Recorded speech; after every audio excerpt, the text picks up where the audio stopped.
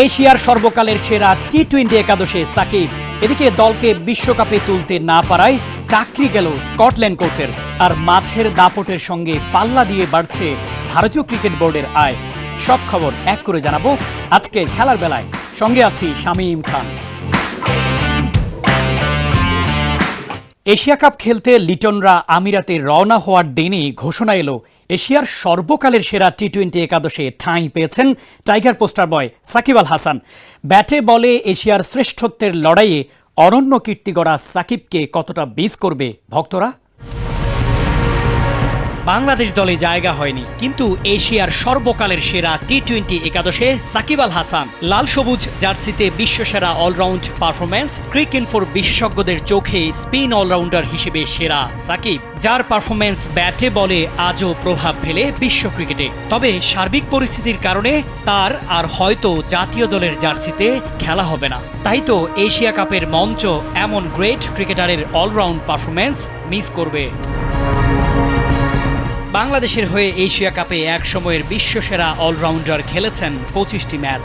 এশিয়ার শ্রেষ্ঠত্বের এই মঞ্চে ব্যাটে বলে যা করেছেন তা আর নেই কোনো বাংলাদেশির। নিজের ঝুলিতে রান আছে 687, উইকেট নিয়েছেন 28টি। এই পরিসংখ্যানই বলে দেয় এশিয়ার মঞ্চে বরাবরই বাংলার ভরসার নাম তিনি। লিটনরা যেদিন সংযুক্ত আরব আমিরাতে শুরু হতে যাওয়া এশিয়া কাপে যোগ দিতে রওনা দিলেন, সেদিনই ঘোষণা এলো এশিয়ার সর্বকালের সেরা টি-20 একাদশে ঠাঁই পেয়েছেন টাইগার পোস্টার বয়। ক্রিকইনফোর সেরা একাদশে সাকিবের সঙ্গে আছেন শহীদ আফ্রিদি, রশিদ খান, বুমরা, মালিঙ্গা, ধোনির মতো তারকারা। ওপেনিংয়ে জয়সূরিয়া, জয়বর্ধনে, তিনে কোহলি। এমন তারকায় ভরা দলে একমাত্র বাংলাদেশি হিসেবে সাকিবের ঠাঁই পাওয়া ফিটনেস আর অভিজ্ঞতা কিংবা ফ্র্যাঞ্চাইজি ক্রিকেটে ব্যাটে বলে অলরাউন্ড নৈপুণ্য আজও প্রমাণ করে সাকিব ফুরিয়ে যাননি। সুযোগ পেলে দেশের জার্সিতে দেবার আছে অনেক কিছু। শামীম খান, কালবেলা।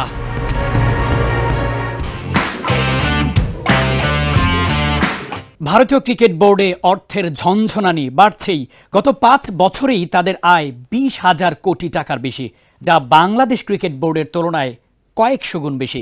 কিভাবে ভারত আয় করল বিপুল পরিমাণ অর্থ, জানাচ্ছেন ফাতিন ইশরাক। মাত্র 5 বছরে 20,000 কোটির বেশি আয়। ভারতীয় ক্রিকেট বোর্ড বিসিসিআই যেন এক অর্থনৈতিক সাম্রাজ্য। সম্প্রতি ক্রিকেট বিষয়ক ওয়েবসাইট ক্রিকবাজের এক প্রতিবেদনে উঠে এসেছে বিসিসিআইয়ের এই চোখ ধাঁধানো আর্থিক অগ্রগতির চিত্র।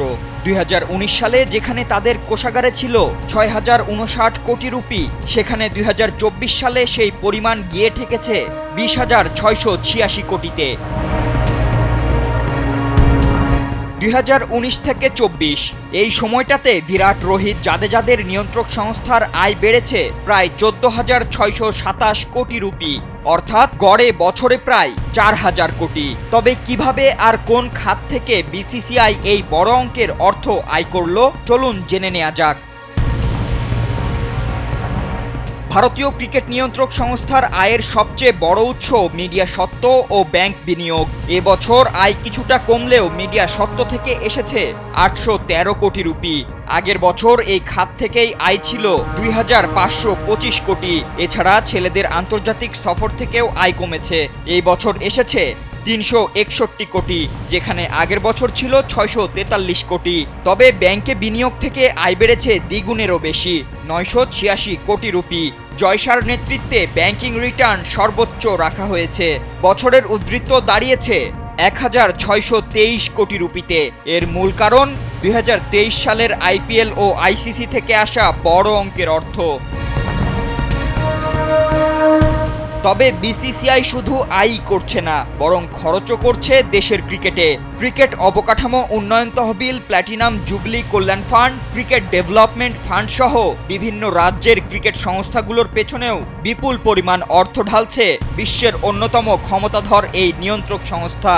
অনেকের মতে বিসিসিআই আয়কর দেয় না বলে গুঞ্জন থাকলেও বাস্তবে এবার তারা গেল অর্থবছরের আয়কর বাবদ সংরক্ষণ করেছে 3,150 কোটি রুপি। একাধিক মামলা চললেও সম্ভাব্য দায় মেটাতে প্রস্তুত তারা। আর ভারতের ক্রিকেট মাঠের বাইরেও ঠিক ততটাই প্রভাবশালী যতটা মাঠের ভেতরে। বিসিসিআইয়ের এই বিপুল অর্থই আজ তাদের ক্রিকেট শক্তির বড় ভিত্তি। ফাতিন ইশরাক, কালবেলা।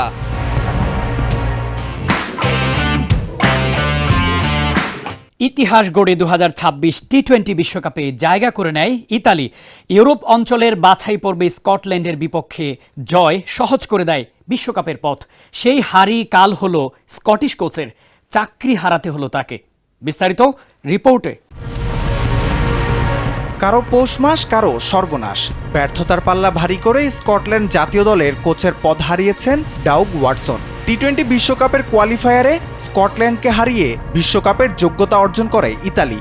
এমনকি চমক দেখিয়ে স্কটিশদের হারায় জার্সির মতো দল। এতেই ভাটা পড়ে ওয়াটসনের কোচিংয়ে। শুরু হয় আলোচনা সমালোচনা, ওঠে একের পর এক প্রশ্ন। ক্রিকেট স্কটল্যান্ডের সিইও ট্রুডি লিন্ডব্রেড আগামীর জন্য পরিকল্পনা করার প্রয়োজনীয়তার কথা উল্লেখ করে জানিয়েছেন, এটাই স্পষ্ট হয়ে গেছে যে আমাদের একটি পরিবর্তন প্রয়োজন। 2023 সালের মার্চে স্কটল্যান্ডের অন্তর্বর্তীকালীন কোচের দায়িত্ব দেওয়া হয় ওয়াটসনকে।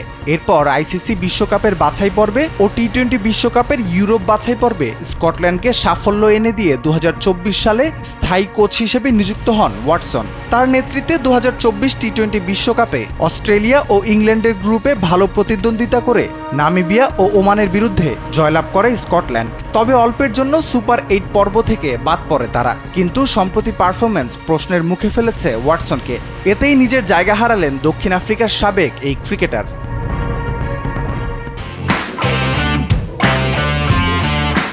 এই ছিল আজকের খেলার বেলায়। এতক্ষণ সঙ্গে থাকার জন্য ধন্যবাদ।